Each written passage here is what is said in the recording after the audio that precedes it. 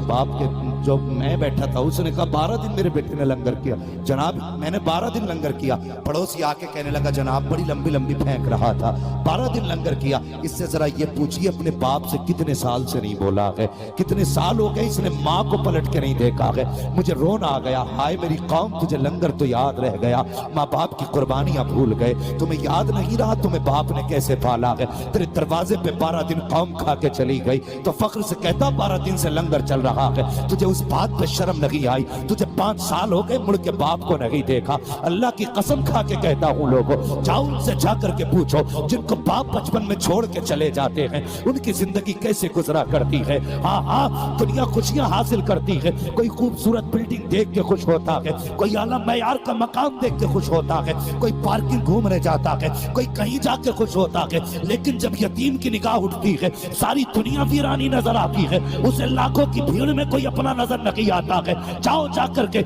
लाखों रुपए कदमों पर डाल दो लेकिन यतीम नहीं मुस्कुराता है, इसलिए कि उसे लगता है सबसे बड़ी दौलत अगर होती है तो बाप का चेहरा हुआ करता है, माँ का आंचल हुआ करता है। अगर बाप का चेहरा चला जाए, माँ का आंचल हट जाए तो सारी दौलत एक पल्ले में रखो, बाप का प्यार दूसरे पल्ले में रखो तो सारी दौलत मिला करके भी न बाप का प्यार मिल सकता है न माँ का आंचल मिल सकता है। और यार मैंने यतीमों को रोते देखा है, कभी किसी का चेहरा देख के नहीं रोते, जब भी वो रोते हैं अल्लाह का अर्श देख के रोया करते हैं, चेहरा ऊपर उठा के कहते हैं मालिक हमसे यतीमी में, हमें बचपन में यतीमी का दाग दे दिया गया, बचपन में बाप का प्यार ले लिया गया, ये तो बता बाप का प्यार कैसे होता है। हाँ हाँ मेरी कौम का जवान कितना ऐसा है जो होटलों में खाना खाता है, बच्चों से प्लेटें साफ कराई, बच्चों से मेजें साफ कराई, छोटू छोटू कह के आवाज देते रखे। अगर मिलाद वाले हो एक बार बच्चे से पूछ लेते ए मेरे बेटे बता तो सही इस उम्र में तेरी पढ़ने की उम्र थी,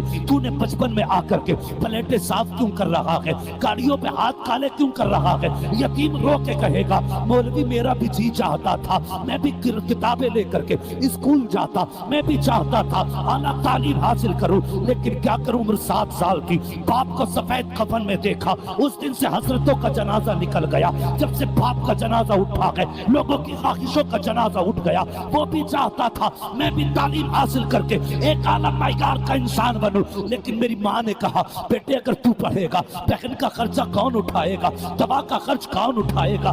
घर की गुर्बत ने बस्ता छीन लिया, हाथ में ये सामान दे दिया और तुझे खुदा का वास्ता जब तू 10,000 का खाना खा के उठे कभी 500 का नोट यतीम की जेब में डाल दिया कर। जब वो यतीम घर जाएगा माँ कहेगी बेटे तेरी मजदूरी तो 150 रुपए है, आज 650 कैसे निकल आए, तो कहेगा माँ आज एक जवान आया था उसने बेटा कह के आवाज दी, मेरे सर पे हाथ रखा, वो बाप तो न था लेकिन लहजे में बाप का प्यार था, निगाहों में बाप की शफकत थी, उसने 500 रुपए दिए हैं, दुआएं भी दे के गया है। खुदा की कसम बेवा इतना सुनती दामन फैला देती, दावे के साथ कहता हूँ पीर की दुआ इतनी जल्दी कबूल नहीं होती है जितनी मजबूर की दुआ एक हाकिम के हक में कबूल होती है।